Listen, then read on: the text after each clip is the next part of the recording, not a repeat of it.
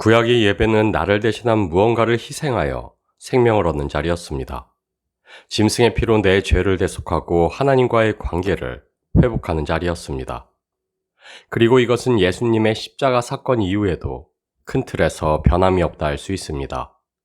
우리는 여전히 희생제물이신 그리스도의 피로 하나님 앞에서 생명을 얻고 화목제물이신 예수의 피로 말미암아 하나님과의 친밀한 관계로 나아갈 수 있기 때문입니다. 그러나 구약의 예배와 신약 예배의 가장 큰 차이점은 그 영속성에 있습니다. 매일 매주 그리고 매년 갱신되어져야만 했던 구약의 희생제사 대신 주님께서는 자신의 희생을 통해 그 예배가 단번에 영원으로 이루어지게 하셨기 때문입니다. 죄를 없이 하지 못하는 희생의 제사, 참다운 하나님의 구원을 기다리며 그저 우리의 죄에 대해 애통하기만 하던 그 예배가 이제 그리스도 예수로 말미암아 비로소 하늘에 위로를 받게 되었기 때문입니다. 마태복음 22장 1절에서 2절 말씀입니다. 예수께서 다시 비유로 대답하여 이르시되 천국은 마치 자기 아들을 위하여 잔치를 베푼 어떤 임금과 같으니 예배는 마침내 우리의 소망이 응답되는 자리요 애통하는 우리가 위로받는 자리입니다. 짐승의 피를 즐기시기 위해 이스라엘에게 제의를 주신 것이 아니듯 예배할 존재가 필요하기에 우리로 그분을 예배케 하신 것이 아닙니다.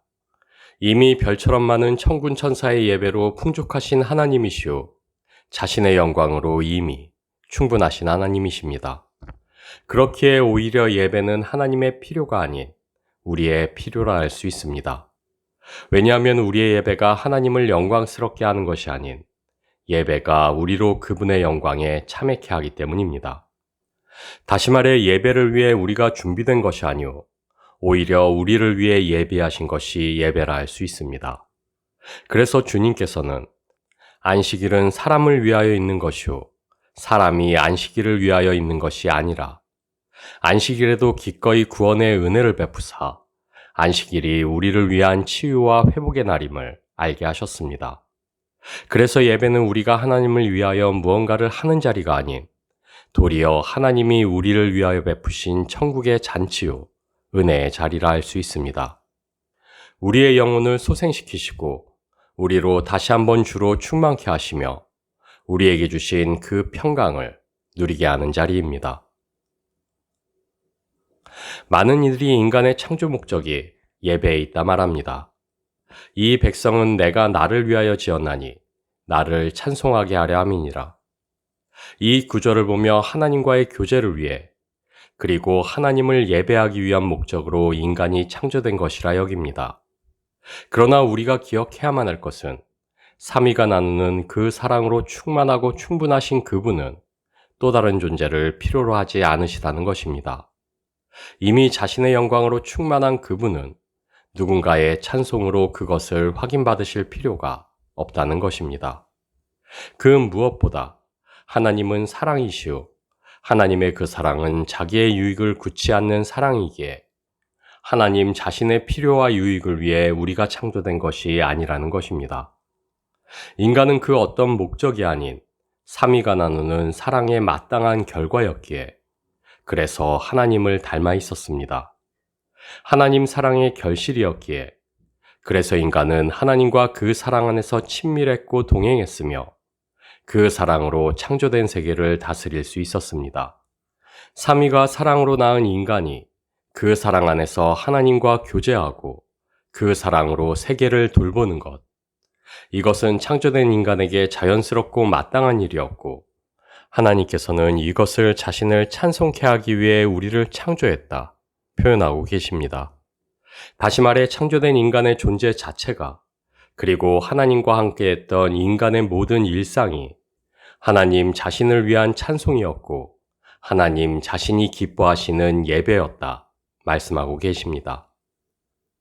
하나님이 통치하시는 그 나라 안에서 주께서 베푸신 그 은혜를 온전히 누리는 것, 그것이 우리의 존재의 이유요 예배의 참된 목적이기에 그래서 사도 바울은 너희 몸을 하나님이 기뻐하시는 거룩한 산 제물로 드리라.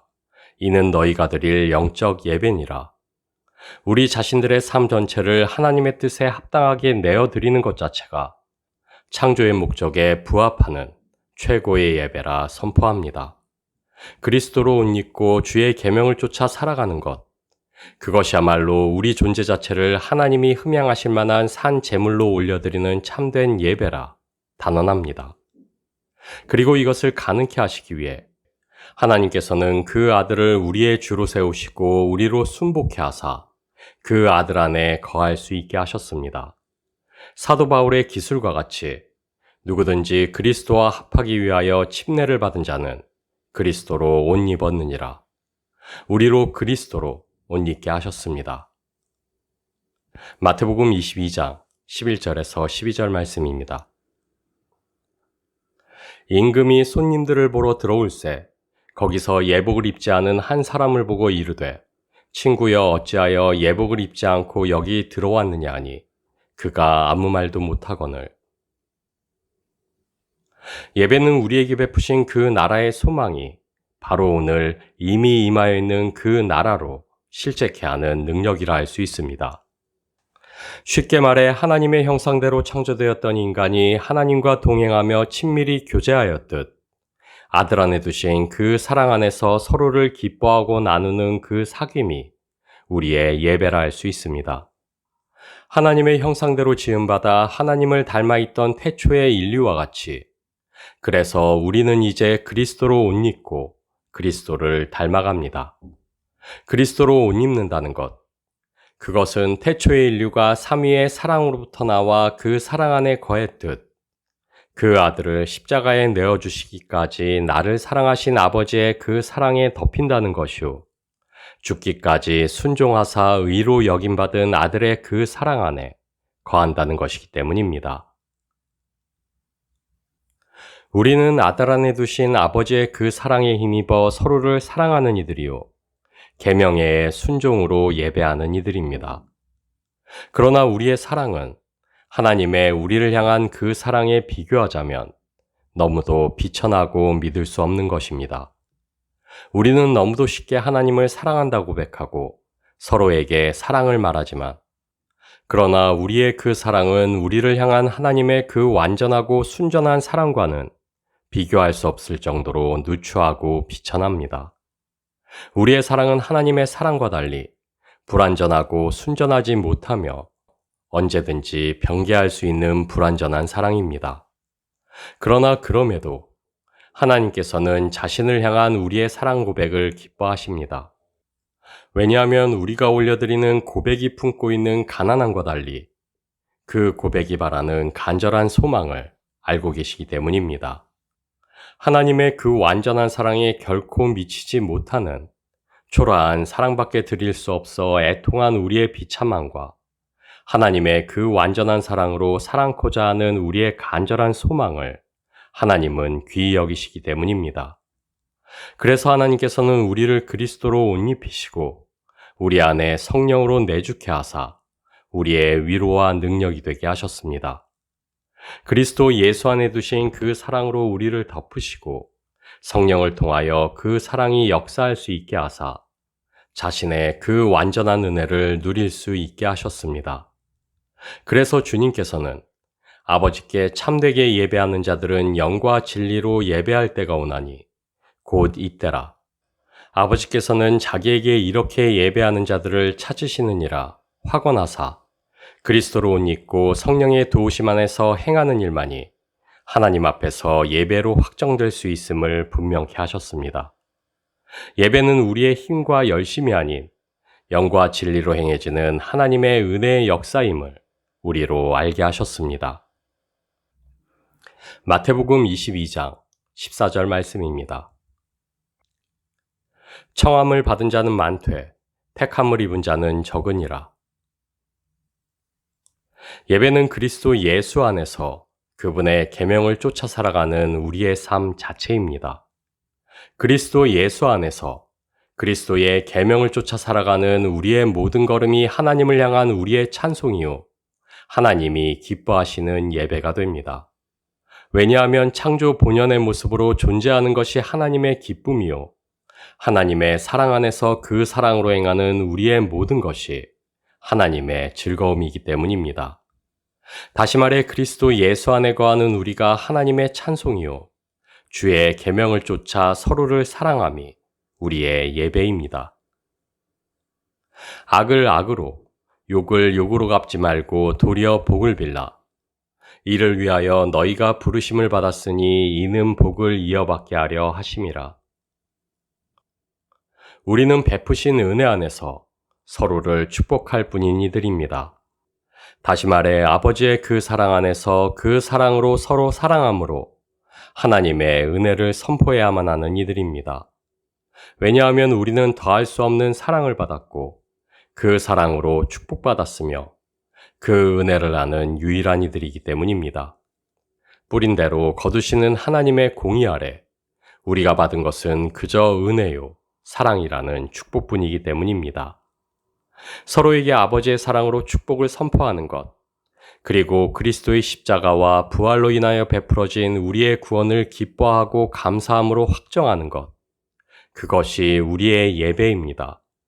아버지의 사랑으로 다스려지는 그 나라의 법을 쫓아 바로 오늘 서로가 그 나라를 누리고 나누는 것이 우리의 예배입니다. 그래서 우리의 예배는 주의 사랑으로 서로 사랑함으로 이미 임하여 있는 그 나라를 살아내는 것입니다. 우리의 구원이 언제 이루어질지 모르는 불확실한 내일이 아니오 이미 이루어져 누리는 오늘의 은혜임을 증거하는 것입니다. 그래서 사도들이 활동하던 시절 교회는 매일같이 모여 떡을 떼며 주님을 기념하였습니다. 자신들에게 베풀어진 구원을 기뻐하고 감사하였습니다. 물론 시간이 지나가며 형식을 갖춰가기는 했으나 그러나 주의 임재 가운데 서로가 교제하며 기뻐하고 감사하는 그 예배의 본질은 변함이 없었습니다. 제자들과 나누시던 그 마지막 만찬과 마찬가지로 두세 사람이 모인 그곳에서 그들과 이미 함께하고 계시는 성령님과 함께 예수 그리스도의 살과 피를 나누고 교제하는 그 기쁨과 감사를 누리며 다시 오실 주님과 그 나라를 소망으로 기다리는 것이 그들의 예배였습니다. 그리고 그것이야말로 이 시대가 회복해야만 하는 주께서 우리에게 말씀하신 영과 진리로 드려지는 참다운 예배입니다. 하나님의 지극한 사랑 안에서 그 사랑을 기쁨과 감사로 행하고 누리는 그 은혜가 우리에게 주신 예배입니다. 다시 한번 말하지만 우리 예배의 이유는 우리를 창조하신 태초의 그 사랑을 기뻐하기 때문이요. 우리를 구원하신 그 사랑에 감사하기 때문입니다. 우리의 예배는 태초부터 변함없으신 그분의 사랑을 마주하는 것이요. 그 사랑 안에서 그 사랑으로 사랑하는 것에 있습니다. 그렇기에 예배는 우리의 존재의 목적이 아닌 우리 존재의 이유라 할 수 있습니다. 왜냐하면 우리는 하나님의 기쁨을 위해 창조된 이들이 아니오. 그분의 사랑 안에서 창조되어 그분의 기쁨일 수밖에 없는 이들이기 때문입니다. 그래서 예배는 목적 있는 우리의 열심이 아니오. 마땅한 우리의 존재를 확정하시는 하나님의 은혜입니다.